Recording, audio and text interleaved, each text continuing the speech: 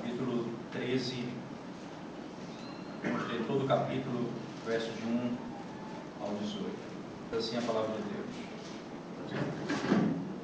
Saiu, pois, Abraão do Egito para o Neguebe, ele, sua mulher e tudo que tinha, e Ló com ele. Era Abraão muito rico, possuía gado, prata e ouro. Fez as suas jornadas do Neguebe até o Betel, até o lugar onde primeiro estivera a sua tenda, entre Betel e Ai, até o lugar do altar que outrora tinha feito, e aí Abraão invocou o nome do Senhor. Ló, que ia com Abraão, também tinha rebanhos, gado e tendas. E a terra não podia sustentá-los, para que habitassem juntos, porque eram muitos os seus bens, de sorte que não podiam habitar um na companhia do outro. Houve contenda entre os pastores do gado de Abraão e os pastores do gado de Ló. Nesse tempo, os cananeus e os ferezeus habitavam essa terra. Disse Abraão a Ló: não haja contenda entre mim e ti, entre os meus pastores e os teus pastores, porque somos parentes chegados. Acaso não está diante de ti toda a terra? Peço-te que te apartes de mim. Se fores para a esquerda, irei para a direita. Se fores para a direita, irei para a esquerda. Levantou Ló os olhos e viu toda a campina do Jordão, que era toda bem regada, antes de haver o Senhor destruído Sodoma e Gomorra, como o jardim do Senhor, como a terra do Egito, como quem vai para Zoar. Então Ló escolheu para si toda a campina do Jordão e partiu para o oriente. Separaram-se um do outro.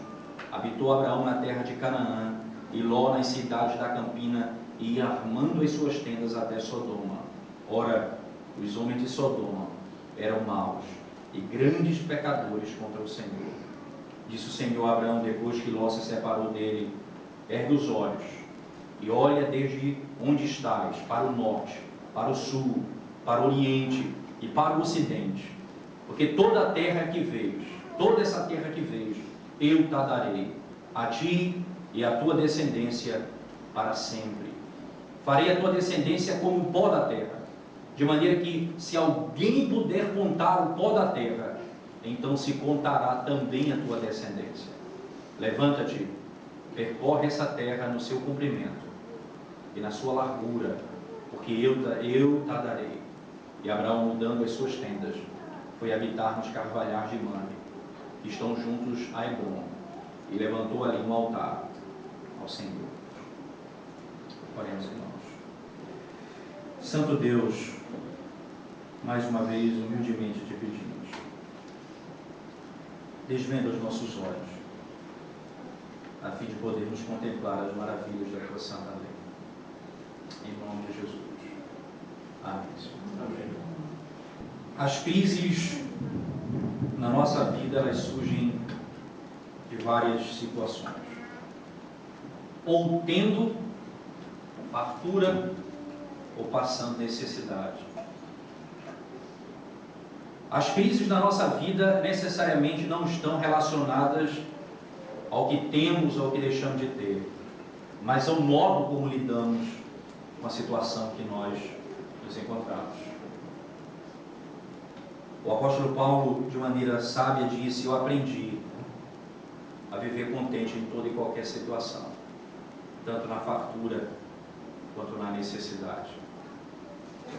Abraão, nesse texto, ele acaba de sair de uma situação em que ele passou por um período de fome e seca, para uma situação em que a riqueza é a característica desse momento. É interessante, se você notar o capítulo 12 que nós expomos domingo passado, Abraão no Egito, verso 10 a 20, a expressão do verso 10 diz: havia fome naquela terra, desceu, pois, Abraão ao Egito para aí ficar, porquanto era grande a fome na terra. E no capítulo 13, logo em seguida, a razão pela qual esse texto se desenvolve é pelo fato de que eles eram riquíssimos. Havia abundância de riqueza. Em um momento havia fome, em outro momento gado, ouro e prata. A diferença é como lidamos com as nossas crises, o modo como lidamos com as nossas crises determina a nossa esperança naquilo que cremos e o que aguardamos.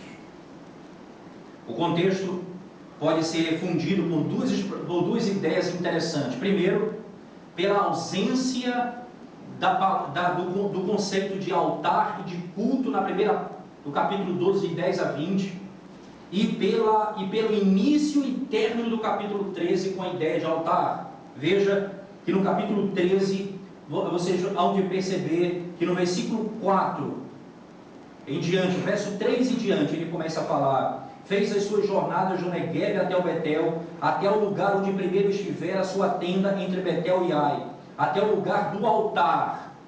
E veja que o capítulo 13 encerra, o verso 18 diz assim: Abraão, mudando as suas tendas, foi habitar nos cavalhar de Mamre, que estão juntos a Hebrom, e levantou ali um altar ao Senhor. O texto começa referindo-se ao altar de Betel e termina Abraão erigindo o altar ao Senhor. No capítulo 12, verso 10 a 20, em que ele passa fome e necessidade e foge para um lugar em busca de melhoria de vida, ele ali passa por uma experiência em que ele não pode adorar o Senhor, ele não pode construir um altar ao Senhor, e de maneira absolutamente interessante, Deus não fala no capítulo 12, verso 10 a 20. Não existe registro de Deus falando. No capítulo 13, verso 14, disse o Senhor a Abraão. Então Deus passa a falar com ele.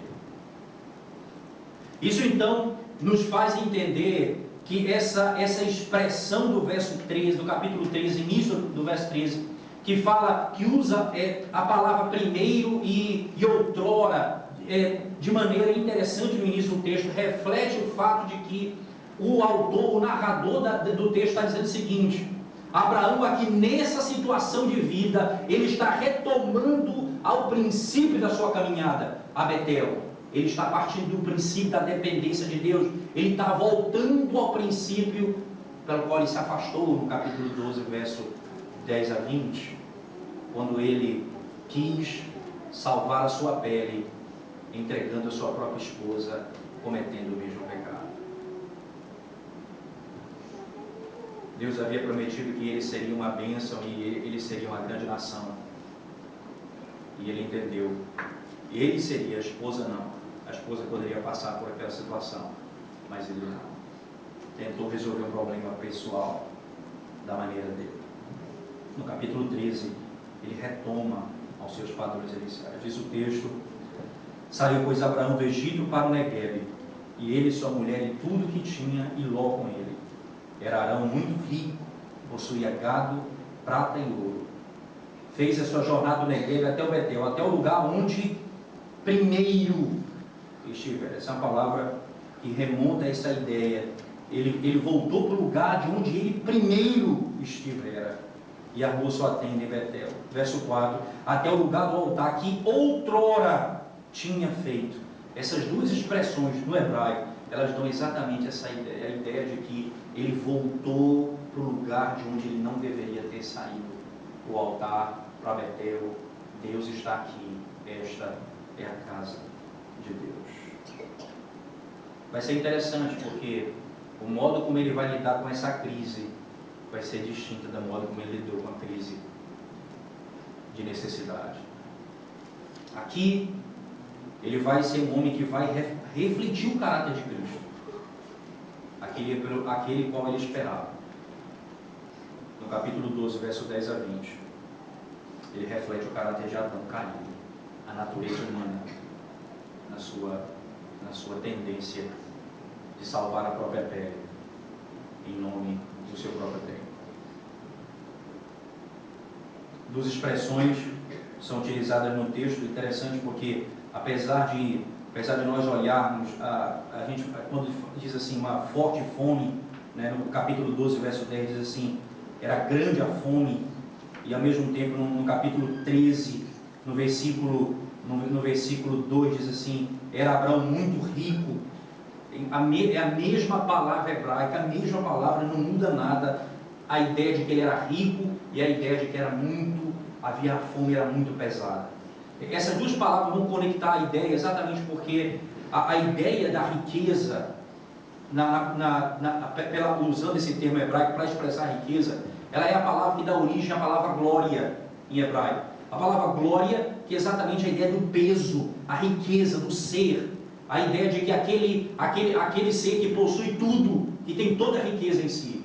Essa é a ideia da glória no Antigo Testamento. Daí essa palavra usada para riqueza aqui por Moisés, ter essa ideia de peso, que pode ser também apenas peso, simplesmente peso, como é no verso 12, no capítulo 12, quando ele diz, havia uma pesada fome naquela região. E a palavra pesada ali é a mesma palavra para dizer, ele era rico, ele era um empresário. Em outras palavras, ele tinha muito. É a ideia de que ele carregava gado, ouro, prata, ele tinha muita coisa. Era pesado nesse sentido, ou pesado no sentido de passar por grande aflição como ele passou. Aqui nesse texto, essa riqueza, essa glória, esse peso que ele carregava, vai ser tratado de modo diferente. Aqui nesse contexto, Moisés vai nos ensinar que Abraão estava conduzindo a sua história de acordo com o padrão de Betel. Esta é a casa de Deus. O tema do altar aqui é fundamental, porque ele inicia o texto e termina o texto. O conceito do altar é fundamental. Primeiro porque quando você compara as duas histórias, lá não havia altar e aqui o altar ele inicia e termina a narrativa. É fundamental entender isso. Esse tema é importante porque nos leva ao entendimento de que Abraão voltou ao caminho para o qual o Senhor Deus o havia chamado. O primeiro caminho. Ele não edificou um altar a Deus na cena do Egito como nós colocamos, enquanto que a cena com Ló começa e termina com a figura de um altar. Um dos comentaristas que tive a oportunidade de pesquisar disse o seguinte: o narrador enfatiza o retorno de Abraão ao lugar de fé e adoração pela repetição da frase: fez as suas jornadas do Neguebe até Betel, até o lugar onde primeiro estivera a sua tenda entre Betel e Ai. Essa expressão, fez as suas jornadas do Neguebe até Betel, representa exatamente esse sentido. Até o lugar do altar que outrora tinha feito. E aí Abraão invocou o nome do Senhor. Qual é a natureza do problema que vai ser enfrentado a partir desse prisma? Que problema surge a partir desse prisma? O prisma é: Abraão voltou ao Senhor. Abraão voltou ao tema principal, ao serviço, à adoração a Deus. Qual o problema que ele vai enfrentar? Um problema de relacionamento. Ele e Ló, sobrinho dele, homens ricos, diz o texto sagrado que no versículo 5 do capítulo 13 diz: Ló, que ia com Abraão, também tinha rebanhos, gados e tendas, e a terra não podia sustentá-los para que habitassem juntos,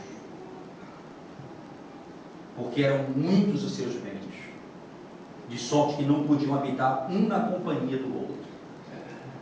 Houve contenda entre os pastores do gado de Abraão e os pastores do gado de Ló. Nesse tempo, os cananeus e os ferezeus habitavam essa terra. Que coisa impressionante. Caminhavam juntos, começaram a enriquecer. Chegou o momento que a riqueza deles era tanta que não conseguiam mais ficar juntos. Às vezes, irmãos, a paz se estabelece quando nós nos separamos. Às vezes a paz se estabelece quando nós nos separamos. E é o princípio básico. E veja que Abraão vai procurar Ló para dizer exatamente isso.